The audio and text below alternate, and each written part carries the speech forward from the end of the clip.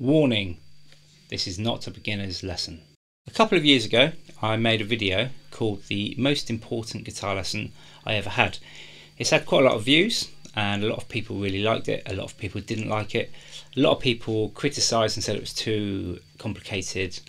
Other people said that I should have used the circle of fifths instead of this grid. So I thought I'd go into a bit more detail about why I used the grid, and also this video will change the context of what I'm using it for, and we're going to look at today at chords instead of scales and arpeggios. So the first thing that people say is, what's the point of using a grid, why not use the circle of fifths? Well, the circle of fifths, as you know, is a circle, so you can go clockwise, anti-clockwise. With the grid, now just to explain quickly, this grid contains all of the keys and they're all in a random order, and they're randomized on purpose to make it more challenging to go through it and you don't necessarily learn the pattern, because once you've gone through the circle of fifths a few times you learn the keys and what comes next and all that sort of stuff, whereas in this it can throw you out. So you can read the grid left to right, top to bottom, bottom to top, right to left. You know, you can use it in any different order. So that's the reason that I favoured the grid instead of the circle of fifths. So as I mentioned, this grid contains all of the 12 major scales, or all of the keys, and they're deliberately in a random order. Today we're just going to go across, but as I said earlier, feel free to go up and down, left to right, top to bottom, bottom to top, etc. You can download this grid free of charge. I'll put a link in the description where you can get it from.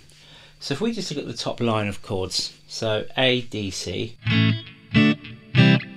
Now most people know those chords.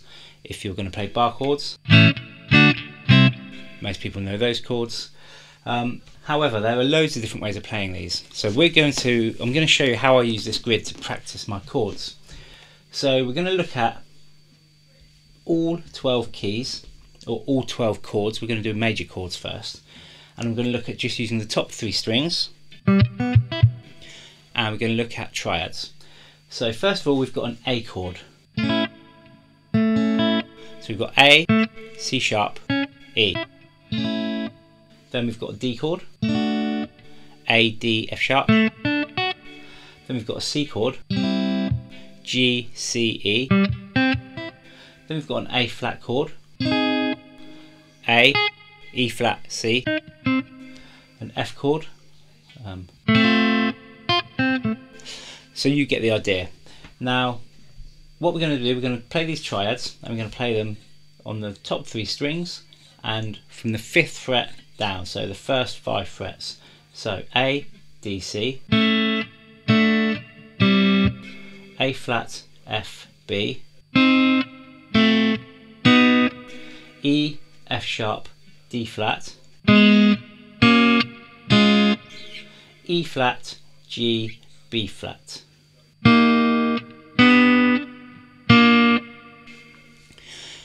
So all of those chords are available in that position on those 3 strings. Then we're going to challenge ourselves and move up. So now we're going to go from fret 6 to fret 10. We're going to do the same thing. So A, D, C, A flat, F, B,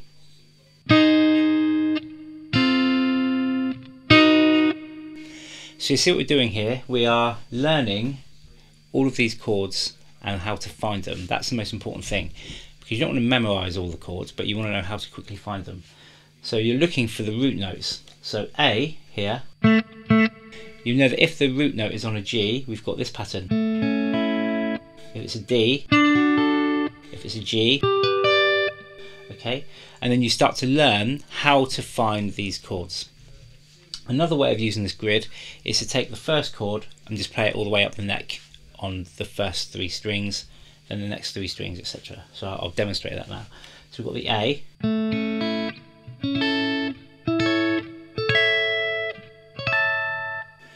so that's your first chord. Then you could do the same thing with D, and just go all the way up the neck. So that's one way of using the grid to practice quickly finding chords, because this will help you with your speed of thought. Then we're going to change to the D, G and B string, and we're going to do the same thing. So we've got A, D, C. Then we've got A flat, F and B. And again, we're going to do that all the way up the neck. So we're going to do it within the first 5 frets, then the next 5, etc. And again, these aren't rules, these are just ways that I practice it, so you can change it and do it any way you want. Then we would do the same thing with the A, D, G string and the E, A and D string. So once we've done our major chords, we would do the same thing with minor. So minor,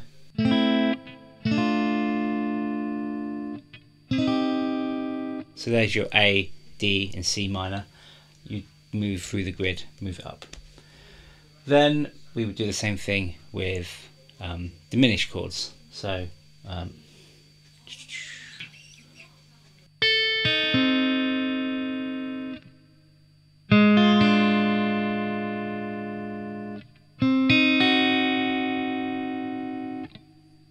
then you begin to see where the patterns are.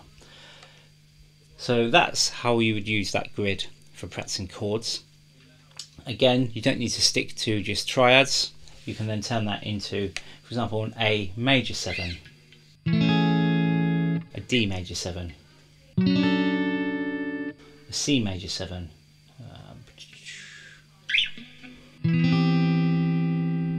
A flat major 7, an F major 7,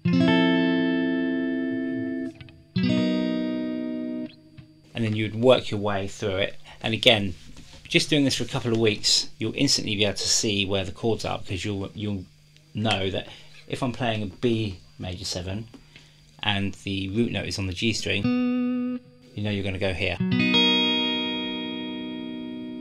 And again, if you're playing a B major 7 and the root is on the D string, if you're playing a B major 7 and the root is on the high E string, or we could play if it's on D, so you've got there.